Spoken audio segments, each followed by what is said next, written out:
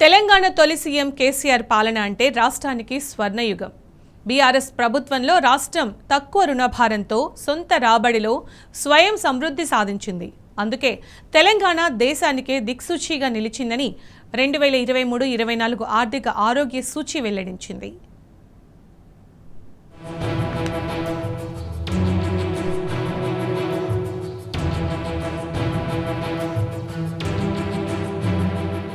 తెలంగాణ తొలి సీఎం కేసీఆర్ పాలనలో రాష్ట్ర ఆర్థిక క్రమశిక్షణతో పాటు అభివృద్ధిలో సరికొత్త ప్రమాణాలను నెలకొల్పింది.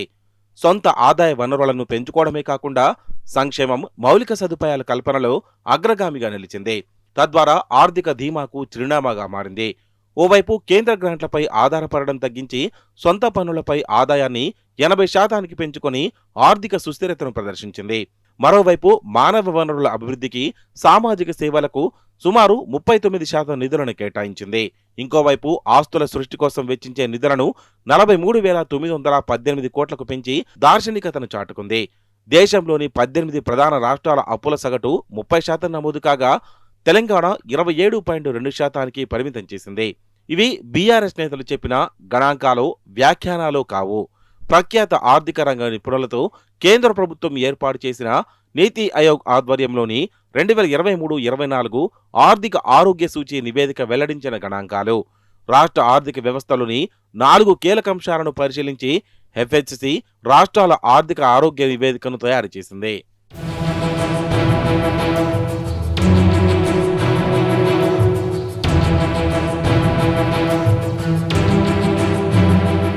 తెలంగాణ రాష్ట్రం 2023-24లో అభివృద్ధి వ్యయం, మౌలిక సదుపాయాల కల్పన, సంక్షేమంలో తనదైన మార్కును ప్రదర్శించింది. ఓవైపు సొంత పన్ను ఆదాయం గణనీయంగా పెరగడం, మరోవైపు రాజ్యాంగబద్ధమైన పరిమితులకు లోబడే ఆర్థిక లోటును నిర్వహించడం రాష్ట్ర ఆర్థిక క్రమశిక్షణకు నిదర్శనం. రెండోసారి అధికారంలోకి వచ్చిన బీఆర్ఎస్ ప్రభుత్వం 2019-24 మధ్య అభివృద్ధి వ్యయాన్ని అద్భుతంగా పెంచింది. మొత్తం రెవెన్యూ వ్యయంలో సామాజిక సేవల వాటా 38-39% వద్ద స్థిరంగా ఉంటూ మానవ వనరుల అభివృద్ధి, సంక్షేమంపై గణనీయంగా పెట్టుబడులు పెట్టింది.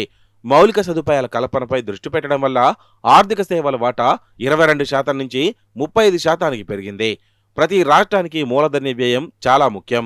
ఆస్తుల సృష్టి కోసం చేసే ఈ వ్యయం 2019-20లో 16,860 కోట్లుగా ఉండగా 2023-24 నాటికి 43,918 కోట్లకు చేరింది. అంటే 5 ఏళ్లలో 160% కన్నా ఎక్కువ వృద్ధిని నమోదు చేసింది.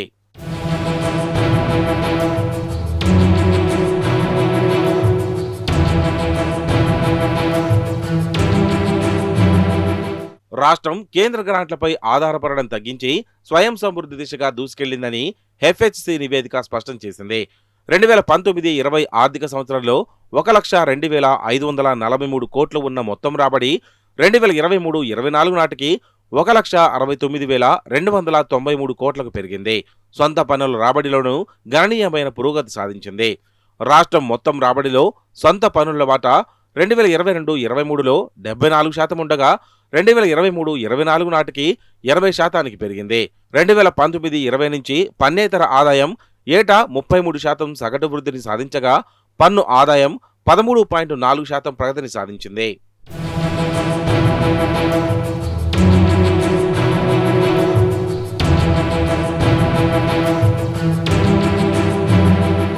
కేంద్ర ప్రభుత్వం విధించే రుణ పరిమితికి లోబడే తెలంగాణ ఆర్థిక క్రమశిక్షణ పాటించింది.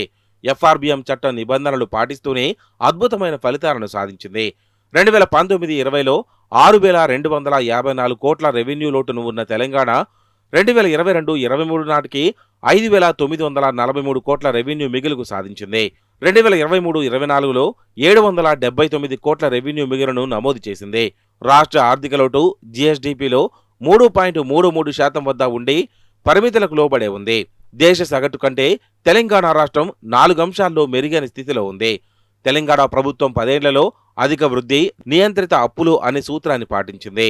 సంక్షేమానికి, అభివృద్ధికి మధ్య సమతుల్యత పాటిస్తూ సొంత ఆదాయాన్ని పెంచుకోవడం ద్వారా దేశానికే మోడల్లా నిలిచిందని ఎఫ్హెచ్సి నివేదిక స్పష్టం చేసింది.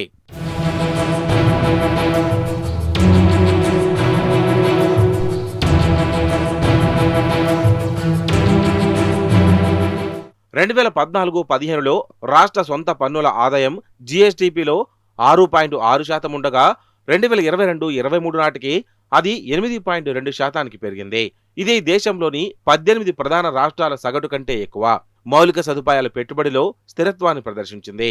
2023-24లో ఇది జీఎస్డీపీలో 1.4%. 2014-15లో అప్పుల వాటా 15.8% ఉండగా కోవిడ్ అనంతర పరిస్థితుల్లో పెరిగినప్పటికీ 2023-24 నాటికి 27.2% వద్దనే ఉంది. ఇది 18 ప్రధాన రాష్ట్రాల సగటు 30% కంటే తక్కువ. డోమర్ గ్యాప్ అనేది ఆర్థిక వ్యవస్థ వృద్ధి రేటు, దాని రుణంపై వడ్డీ రేటు మధ్య వ్యత్యాసాన్ని వెల్లడిస్తుంది. రాష్ట్ర జీఎస్డీపీ వృద్ధి రేటు, అప్పులపై వడ్డీ రేటు మధ్య గ్యాప్ 4.7%గా ఉంది. ఇది సానుకూల అంశం. అంటే రాష్ట్రం అప్పు తీర్చగల శక్తిని కలిగి ఉందని దీని అర్థం. మొత్తంగా కేసీఆర్ పాలనలో తెలంగాణ దేశానికే దిక్సూచిగా నిలిచిందని ఎఫ్ఎస్సి నివేదిక స్పష్టం చేసింది.